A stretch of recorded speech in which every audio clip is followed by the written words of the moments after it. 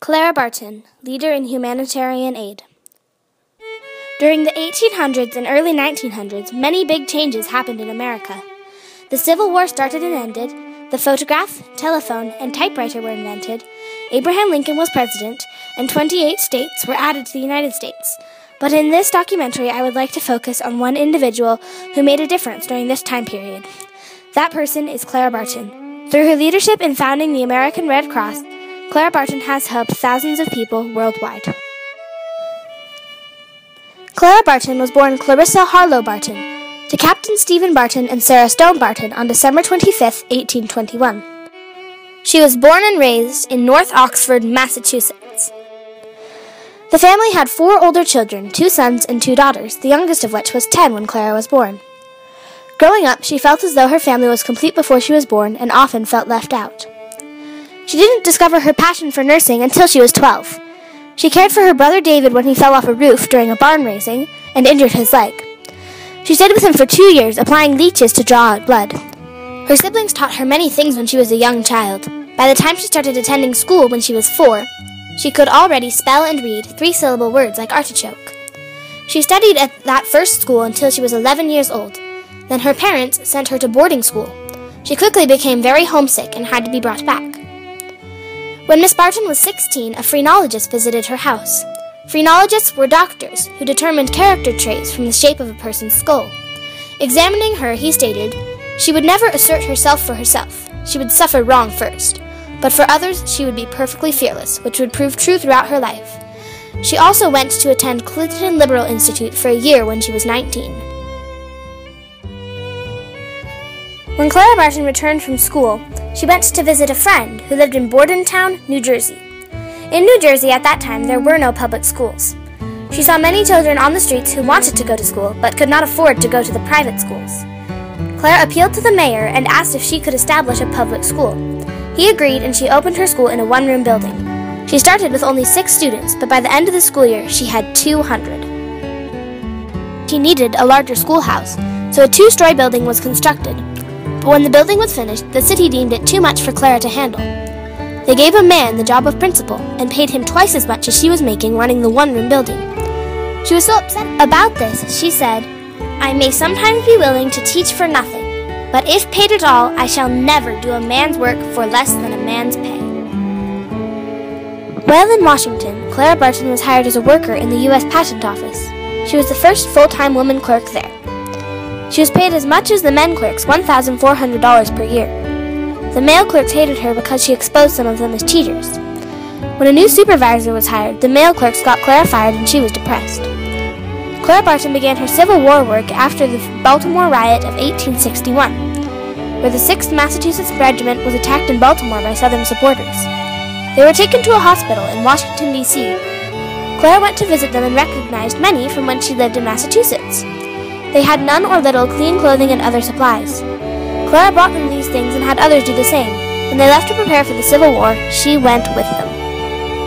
Throughout the war, Miss Barton gave supplies and medical assistance in many battles, including 1st Manassas, Battle of Cedar Mountain, 2nd Manassas, Chantilly, Battle of South Mountain, Fredericksburg, Battery Wagner, and Antietam.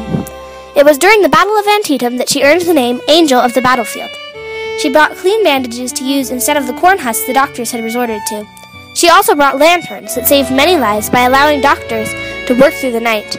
She always insisted on being as close to the front line as possible, because many soldiers died from infection or blood loss just because it could take up to a day for the ambulances to arrive after the fighting had begun.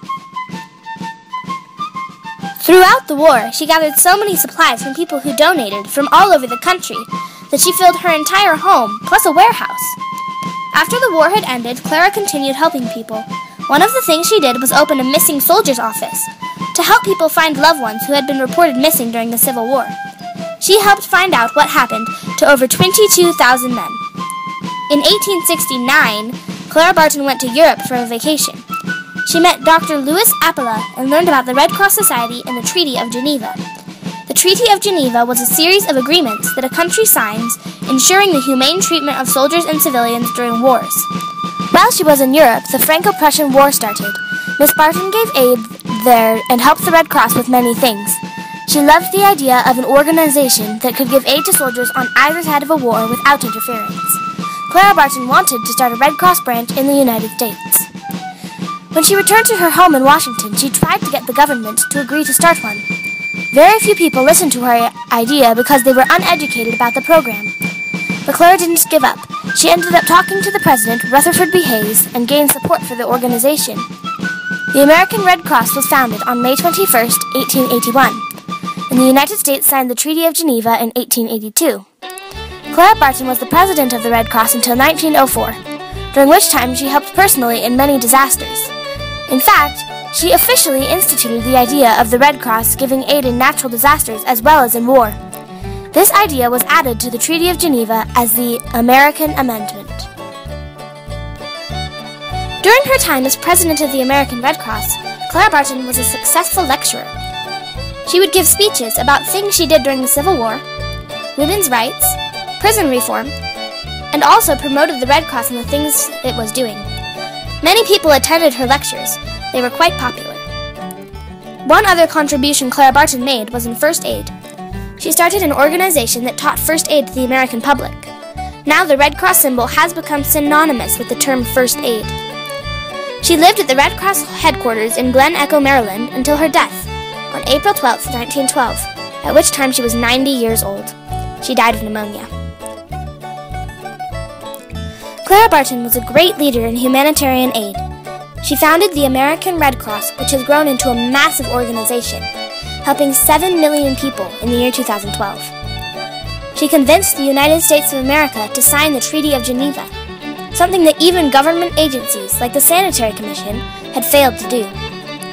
During the Civil War, her efforts, along with other civilians on the battlefield, helped convince the military that they needed to have medical supplies close to the battlefield and the need for prompt medical care on the battlefield. Before the war, the U.S. was very unprepared for caring for those wounded on the battlefield. Clara Barton's persistence, determination to be on the front line, and the success of her relief all contributed to changing that.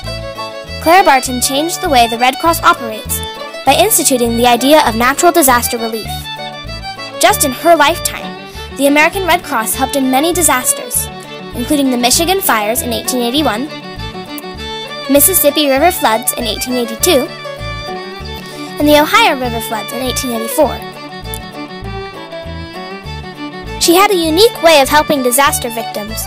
She would help them find ways to get back on their feet and support themselves, instead of simply giving them everything they needed.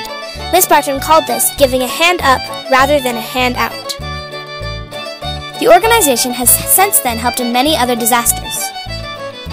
Clara Barton left an important legacy in helping others.